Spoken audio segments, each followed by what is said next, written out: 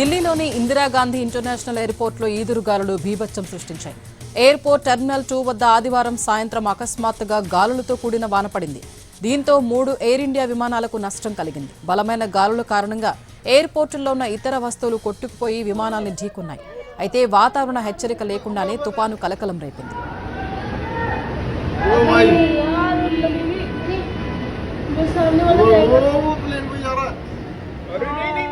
గాలులకు terminal 2 parking స్టాండ్ల వద్ద ఉన్న ఒక స్టెప్ ల్యాడర్, అలాగే IndiGo engineering, air India engineering services limited కు చెందిన ప్రెస్టిల్ గాలుల ధాటికి కదిలి 3 ఎయిర్ ఇండియా విమానాల్ని ఢీకొట్టాయి. నష్టం వాటిల్లిన 3 విమానాల్ని తనిఖీలు, మరమ్మతుల కోసం తాత్కాలికంగా గ్రౌండ్ చేశారు.